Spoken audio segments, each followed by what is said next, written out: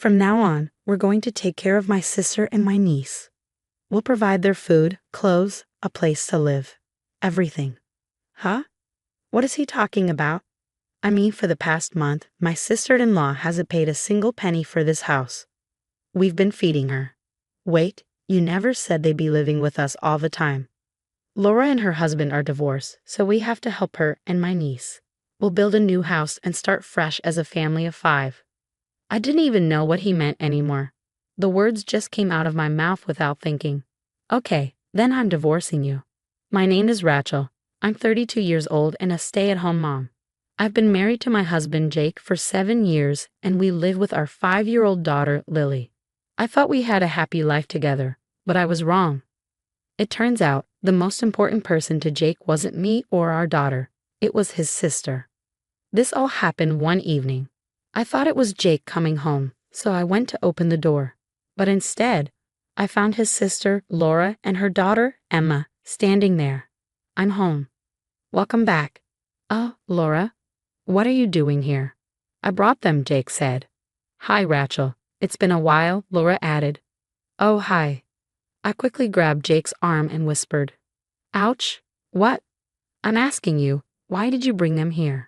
Oh, Laura is having some problems with her husband. I felt bad for her, so I told her she could stay with us. No way. That's insane. What? Why? You should have asked me first. This is my home too. Lily is here as well. So you want me to abandon my sister? That's so cruel. That's not what I'm saying. It's not like they'll be here forever. With that, he just walked into the living room like it was no big deal. But of course, I wasn't going to let them stay forever. I had learned over the years that Jake was way too attached to his sister.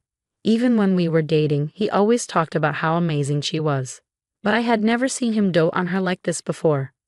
Back then, I thought he was just a family-oriented guy who cared about his sister. But now I wasn't so sure. Not long after we got married, my sister-in-law started visiting our house by herself.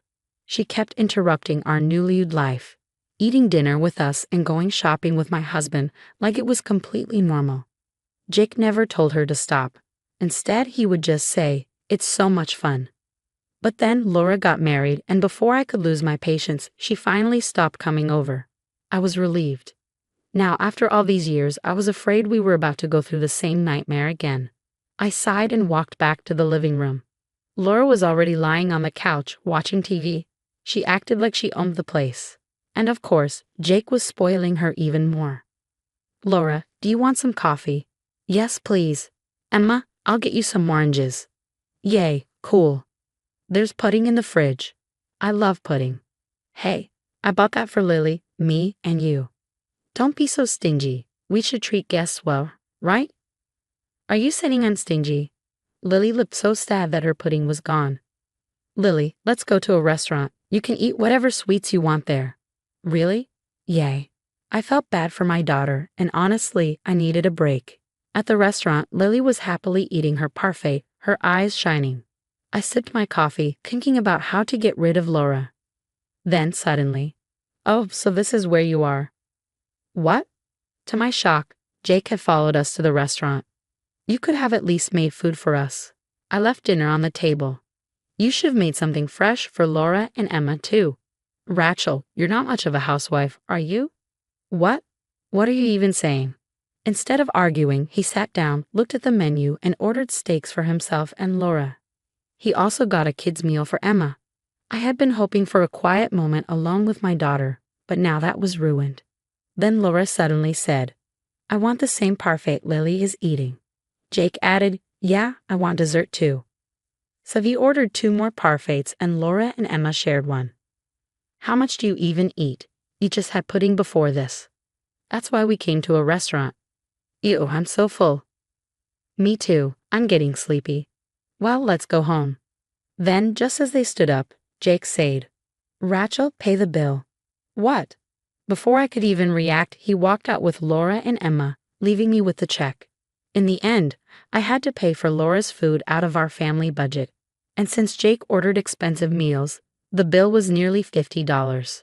If he hadn't brought Laura, we wouldn't have spent that much. 2 weeks passed and Laura still hadn't left. Jake was so focused on his sister and niece that he barely even looked at his own daughter. One day, Lily came to me, tears in her eyes. "Mom, is Emma more important to Dad than me?" I held her close, trying to comfort her. "Sweetheart, Emma is just in a tough situation right now. She had to leave her home." But deep down, I knew this wasn't just about helping family. Jake was putting Laura first, no matter how it hurt the rest of us. "So your dad is just trying to be nice to her." I knew I couldn't keep living like this, so I decided to talk to Jake and ask him to fix the situation. "Lily is really sad because you don't pay attention to her. I'm not saying you shouldn't care about Emma, but you need to be there for Lily too." Jake gave me an annoyed look and muttered, "Okay. What's with that attitude? Are you really that bothered by spending time with your own daughter? Why do you have to be so annoying? Fine, I'll talk to Lily too." But even after that, nothing really changed. He still spent most of his time with Emma and only gave Lily attention when he had extra time. A whole month had passed since Laura and Emma moved in. Every couple of weeks, I asked Jake when they were planning to leave, but his answer was always the same. "I don't know yet." Laura and Emma did whatever they wanted, and no matter how much I cleaned, the apartment got messy again in no time. Our place was small because we were saving money to build a house in the future, but with Laura and Emma making a mess, the whole apartment felt cramped and dirty all the time. Originally, we each had our own room, one for me, one for Jake, and one for Lily. But ever since Laura moved in, I had to share a room with Lily, while my old room became Laura's. Just when I thought I couldn't take it anymore, Jake dropped a bombshell. "From now on, we'll be taking care of my sister and niece. We'll pay for their food, clothes, shelter, everything." Huh? What is he talking about?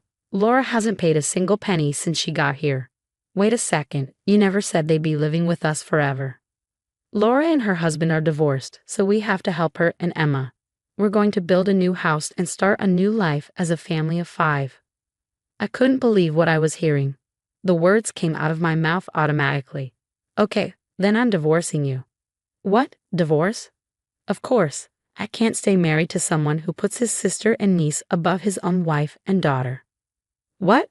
That's why you're leaving me? You're just jealous." "Jealous? Don't make me laugh. I just can't live with them anymore. Lily and I are done putting up with this." "Don't talk about my sister like that." "I'm just telling the truth. They're just 2 extra people draining our money and making our lives miserable."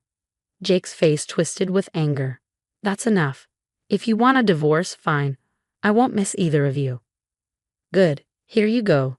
I pulled out the divorce papers from the drawer and handed them to him. I had already reached my limit and picked them up from City Hall a few days ago. His face turned red as he grabbed the papers and filled out his section. I took them, packed up my things, and left with Lily. I went back to my parents' house, leaving that mess behind for good. After that, we had a meeting with a lawyer to settle everything about our money and property. For some reason, Jake even brought his sister, Laura, with him. "I just wanted to see for myself how miserable you'd be," she sneered. Normally, I would have been furious, but at this point, I didn't care. I stayed calm and focused on what needed to be done. "We'll split the savings 50-50 since we saved it after getting married." Jake looked surprised. "Wow, that's a lot of money." I shrugged. "It's fine.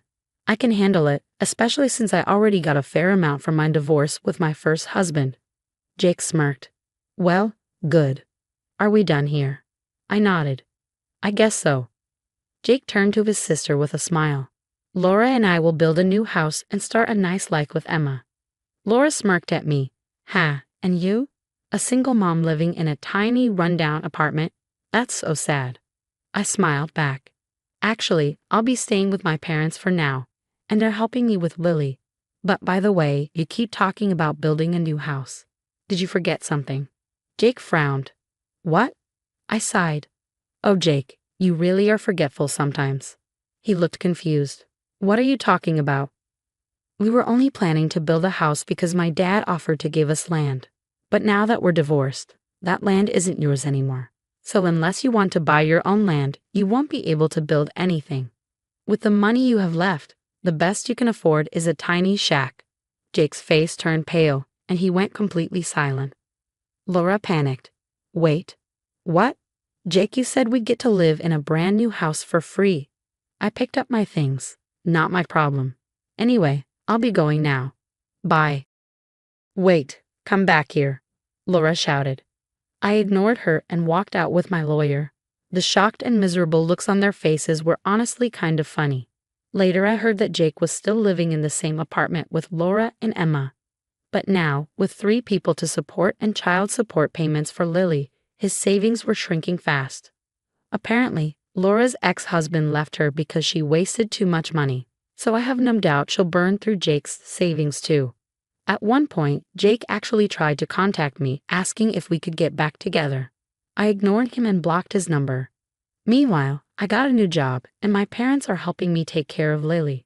She's really close to them now, and they adore her. She doesn't even ask about her father anymore. Since the divorce, she hasn't once mentioned wanting to see him. I'm focused on raising my daughter and building a happy life with my family. Thanks for watching. If you like this story, don't forget to subscribe to the channel. See you in the next video.